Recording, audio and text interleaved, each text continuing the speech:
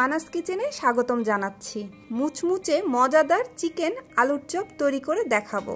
বানানো খুবই সহজ। এই চিকেন আলুর চপটার প্রতিটি বাইটে উপরেরটাই পাবেন দারুণ ক্রিস্পি ও ভেতরটাই নরম তুলতুলে। আলুর চপ তো আমরা সবাই তৈরি করি, তবে আমার দেয়া আজকের আলুর চপটি খেয়ে বলবেন আসলেই অনেক মজার।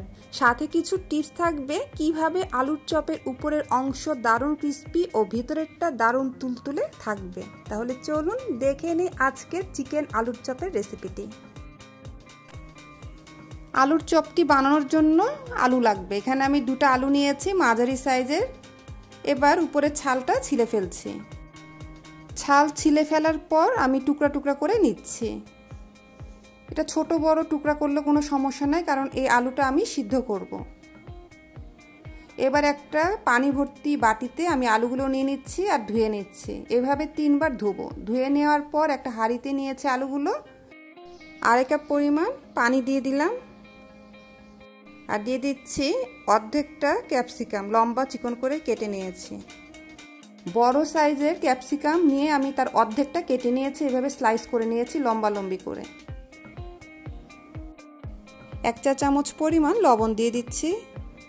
স্বাদ অনুযায়ী লবণের পরিমাণ কম বেশি করে নেবেন।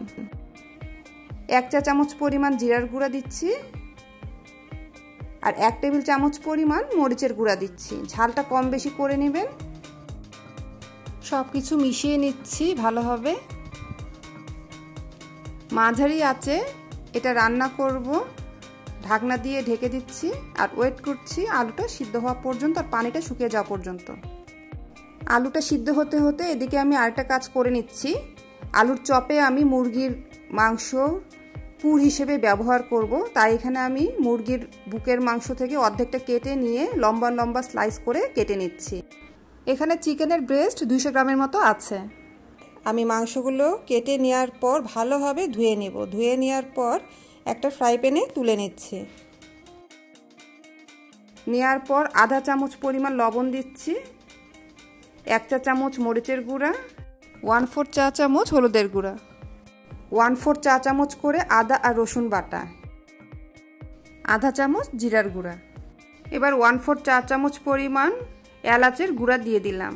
দিয়ে আবারও ভালোভাবে মিশিয়ে নিয়ে কষাতে থাকবো কিছুক্ষণ। জাল কিন্তু এখনও অল্প আঁচেই আছে। এবার এর মধ্যে 1/4 কাপ পরিমাণ গরম পানি দিয়ে এই মাংসটা সিদ্ধ করে নিব যতক্ষণ না পানি ভালোভাবে শুকিয়ে যাচ্ছে।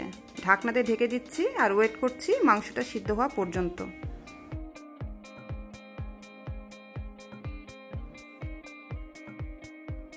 খুব ভালোভাবে পানি শুকিয়ে নিতে হবে, এতে করে একটা স্মোকি ভাব আসলে এই চপটা খেতে ভালো লাগবে। আমি মাংসগুলো তুলে নিচ্ছি। এদিকে আমার আলুটাও সিদ্ধ হয়ে গিয়েছে। আলুর পানিও ভালোভাবে শুকিয়ে নিয়েছি। একটা বাটিতে আলুগুলো নিয়ে নিয়েছি। এবার 3 টেবিল চামচ পরিমাণ পেঁয়াজ কুচি আর এই পেঁয়াজের সাথে 2টা বড় কাঁচামরিচ আমি কুচি করে নিয়েছি আর 2 টেবিল চামচ পরিমাণ পুদিনা পাতা কুচি করে নিয়েছি। স্টিলের একটা গ্লাস দিয়ে এই আলুগুলো ভালোভাবে ভর্তা করে নিতে হবে।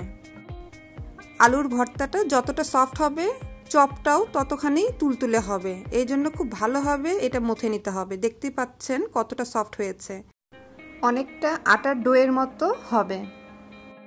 প্রতিটি চপের ভিতর 1টা অথবা 2টা করে চিকেন আমি দিয়ে দিচ্ছি। আপনাদের পছন্দ অনুযায়ী চিকেনের ফিলিংটা কম বেশি করে নেবেন। চপগুলো ভালোভাবে গড়ে নিতে হবে যাতে কোনো ফাটা না থাকে, কারণ তেলে ছাড়ার সময় এই ফাটাগুলো দিয়ে পুরটা বের হয়ে যায়। এখানে আমি 2টা শেপে করছি, একটা চিকেন ফিঙ্গারের মতো লম্বা করে আর একটা আলুর চপের মতো গোল করে। আপনারা পছন্দ অনুযায়ী যে কোনো একটা শেপ করে নিতে পারেন। এবার একটা বাটিতে একটা ডিম নিয়ে নিচ্ছি। চপটা ক্রিস্পি হওয়ার জন্য ডিমটা অবশ্যই ফ্রিজ থেকে বের করে নেবেন, তাহলে চপের উপরের অংশটা খুবই ক্রিস্পি হবে। এবারেতে 1 চিমটি লবণ আর 1/2 চা চামচ পরিমাণ মরিচের গুঁড়ো দিলাম, দিয়ে ভালোভাবে ফেটে নিব। ডিমটা ফেটিয়ে নেওয়ার পর একটা পানি ভাব এর মধ্যে আসবে, দেখতে পাচ্ছেন একটু পাতলা টাইপের হয়েছে। এবার একটা চপ আমি এই ডিমে গড়িয়ে বিস্কিটের গুঁড়োয় গড়িয়ে নিচ্ছি। এখানে আর একটা টিপস আমি শেয়ার করছি। ডিমের মধ্যে যে ডুবিয়ে নিচ্ছি আর বিস্কিটে গড়িয়ে নিচ্ছি, এই প্রসেসটা একবার নয় 2বার করতে হবে। প্রতিটা চপ আমি এভাবেই করে নেব, 2বার করে ডিমে আর বিস্কিটের গুঁড়ায় গড়িয়ে নিব। এবার এগুলো 10 থেকে 15 মিনিট পর্যন্ত রেফ্রিজারেটরে রেখে দিব। এবার চলে যাচ্ছি কিছু চপ ভাজার জন্য আর কিছু ফ্রোজেন করে রাখার জন্য। কিছু ফ্রোজেন করে রাখবো, সেজন্য একটা বক্সে এর থেকে অর্ধেকটা তুলে রাখছি। 1 মাস পর্যন্ত রেখে খাওয়া যাবে। আর বাকি অর্ধেকটা আমি ভেজে নিব। এখানে আমি একটা হাঁড়িতে তেল দিয়ে নিচ্ছি প্রয়োজন মতো। চপগুলো ডুবো তেলে ভাজবো দেখে আমি তেলের পরিমাণটা এখানে বেশি ব্যবহার করেছি। এবার একে একে আমি চপগুলো গরম তেলের মধ্যে দিয়ে দিচ্ছি। তেলটা আমি মাঝারি আঁচে রেখে গরম করে নিয়েছি। চুলার আঁচটা প্রথম 1 থেকে 2 মিনিটের মধ্যে মাঝারি আঁচেই থাকবে। আস্তে আস্তে যখন কালারটা চেঞ্জ হতে থাকবে এই চপগুলোর, তখন মাঝারি থেকে কমিয়ে অল্প করে দিতে হবে এবং অল্প আঁচে রেখে অনেকক্ষণ ধরে ভাজতে হবে। এক পিঠে হালকা ভাজা হলে উল্টিয়ে দিতে হবে, পরের পিঠটাও হালকাভাবে ভেজে নিতে হবে। 2 পাশ যখন হালকা ভাজা হয়ে যাবে তখন একটু পর পর উল্টিয়ে দিয়ে ভাজতে হবে। এভাবে ভাজতে থাকলে এই চপটা অনেক ক্রিস্পি হয়। আমি একটু পরপরই নেড়ে দিচ্ছি আর উল্টিয়ে দিচ্ছি। এইভাবে করে ভাজতে হবে পুরোটা সময়। দেখুন কালারটা কি সুন্দর হয়েছে। যখন এই ধরনের গোল্ডেন ব্রাউন কালার আসবে তখন উঠিয়ে নিতে হবে আর চুলাটা অফ করে দিতে হবে। তৈরি হয়ে গেল দারুণ মুচমুচে ও মজাদার আলুর চপ। একটু ভিন্নতা আনার চেষ্টা করেছি। আমার চ্যানেলে আলুর টিক্কির একটি রেসিপি আছে, খুব অল্প তেলে করে দেখিয়েছি। চাইলে ওটাও আপনারা দেখে আসতে পারেন, লিংক ডেসক্রিপশন বক্সে দেওয়া থাকবে। চপগুলো দেখতে যেমন সুন্দর, খেতে আরও মজার। আজকের রেসিপিটি আপনাদের কাছে অবশ্যই ভালো লাগবে। আপনারা তৈরি করে খেয়ে দেখবেন। আপনাদের কমেন্টে আশায় আছি যে কেমন লাগলো আজকের আলুর চপের রেসিপিটি। লাইক ও শেয়ার করে অন্যকেও দেখার সুযোগ করে দিন আর সাবস্ক্রাইব করে পাশে থাকবেন। আজ এই পর্যন্তই। আরেকটি রেসিপির সাথে শীঘ্রই দেখা হচ্ছে। আল্লাহ হাফেজ।